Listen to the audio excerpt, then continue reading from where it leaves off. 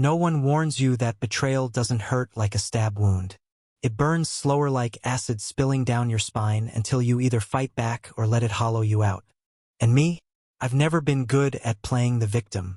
It started 3 weeks ago, in a high-security biotech lab in Boston. The kind of place where the coffee tastes like burnt secrets and the people smile while plotting your career's funeral. My name is Evan Torres, an Omega researcher who spent 2 years cracking the code on a molecular bonding theory that could change regenerative medicine. It was my life's work until Dylan Price, my so-called colleague, decided it should be his. Dylan was the kind of Omega who played the corporate game like a virtuoso, sweet smile, soft voice, deadly ambition. He didn't just steal my data. He handed it, tied with a bow, to the alpha heading our multimillion-dollar project, Dr. Lucas Hayes. The name alone carried weight in the scientific world. An alpha who had turned research into empire, brilliant enough to be intimidating, charismatic enough to make you forget you were intimidated. The betrayal was clean, surgical. My access codes revoked. My lab station reassigned. And Dylan? Promoted to lead assistant to Lucas. The irony tasted like rust in my mouth. I could have gone to HR, filed a complaint. But that's not how you survive here. In this arena, truth doesn't win, leverage does. And leverage, I realized, could come in many forms. That's when I made the choice. If Dylan thought handing my work to Lucas would erase me, he underestimated exactly how far I'd go to reclaim it. Lucas Hayes wasn't just an alpha, he was the kind of alpha who could command a room without raising his voice. At 34, he had the kind of polished charm that came from years of both boardroom negotiations and late-night lab breakthroughs. The first time I saw him up close, his gaze pinned me like a specimen under glass, curious, analytical, a little dangerous. We crossed paths at the quarterly project briefing. Lucas spoke for nearly an hour about the research goals, the funding implications, the breakthroughs we were making. Every time he said we, Dylan beamed like he'd personally invented DNA. I sat in the back row, invisible. For now. When the meeting broke, I didn't leave. I waited until Lucas finished talking with the investors and made my move, approaching him with a polite smile, feigning casual curiosity. Dr. Hayes, I said. You know, it's fascinating watching someone else present my research. His gray eyes flicked over me. A slow, assessing sweep. You're Torres, he said finally. The one who used to have clearance for Lab 3. Used to, I echoed. Funny thing about research, authorship gets blurry when certain people are motivated enough.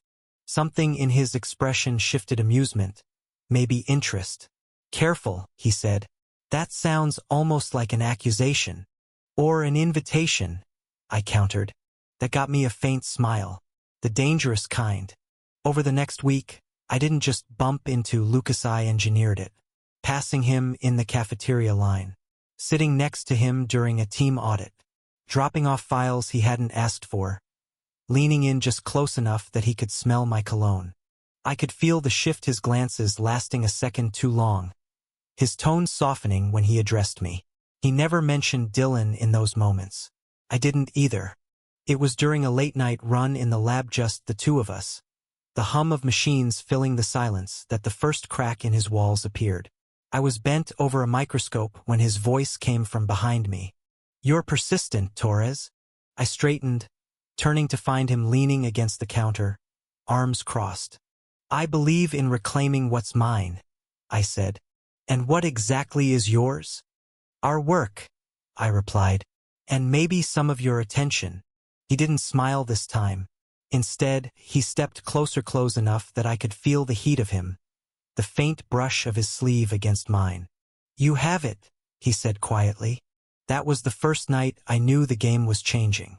But it wasn't just strategy anymore.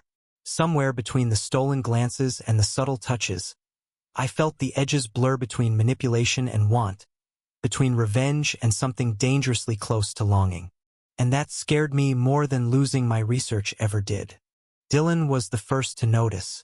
Maybe it was the way Lucas's gaze followed me in meetings, or the way my name started showing up again on internal memos tied to Lab 3. Whatever it was, Dylan's smile turned sharper, his compliments more laced with venom. One evening, as I was leaving the lab, Dylan cornered me by the glass doors. his voice low and sugar-sweet. "Must be nice," he said, "getting special attention from the boss." I tilted my head, pretending confusion. "Special? No, just professional." He stepped closer, his breath warm with the scent of mint tea. "We both know you don't do anything just professional, Evan." I didn't answer. I didn't have to. His smirk told me he'd already decided what he believed. And in this place, perception was as lethal as truth. The real blow came 2 days later. Lucas called me into his private office, glass walls, skyline view, the smell of fresh coffee in the air. "There's going to be a review," he said without preamble. "An anonymous complaint about your conduct." I laughed short, bitter. "Let me guess. Starts with D, ends with Elon." His jaw tightened. "It doesn't matter who filed it. What matters is how we handle it." I looked at him, searching for some flicker of doubt. But his gaze was steady, unreadable. "You think I'm playing you," I said. "I think you're too smart not to be playing someone," he replied. Then softer, "But I'm not sure it's me." The room felt suddenly too small, the air too thick. I hated how much I wanted him to believe me and hated even more that part of me didn't want to let go of what we'd started, even if it had begun as a game. The night before the review, I made a choice. I gathered every backup file, every draft, every timestamp document proving my ownership of the molecular bonding theory. I sent it anonymously to the internal ethics board and to Lucas.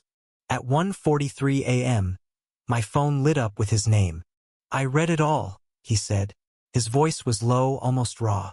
"You didn't need me to win this." "I didn't want to win without you," I admitted. Silence stretched. Then, "Come to my office. Now." When I arrived, the city lights poured in behind him, painting his profile in silver and shadow. He didn't speak at first, just crossed the room and pulled me into him. It wasn't like the subtle brushes of hands or the teasing glances we'd traded before. This was heat and gravity and something unguarded, something real. "You drive me insane," he murmured against my hair. "Good," I whispered back. "I've been trying."